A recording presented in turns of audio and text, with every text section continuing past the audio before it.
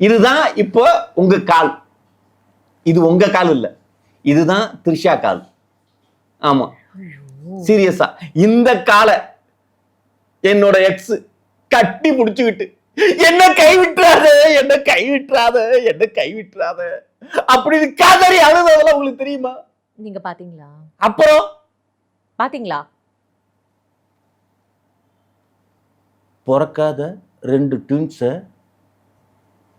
சொல்றாங்கல்ல, அதெல்லாம் நான் பார்த்திருக்கப்ப இத பார்த்திருக்க மாட்டேனா? சும்மா அவங்க மேல எப்ப பார்த்தாலும் அவதூறு சொல்லிக்கிட்டே இருந்தா என்னத்த அவதூறு சொல்றேன்? அவங்க உண்மை சொல்றாங்க, நான் அந்த உண்மையை ஆமான்னு சொல்றேன். ஆமா, அவங்க ஒரு வெறுப்புல அந்த என்னத்த வெறுப்பு கிடையாதுங்க, உண்மைங்க. ஆமா, அந்த குழந்தைங்க எல்லாம் இருக்குதுங்க, 2 குழந்தைங்க.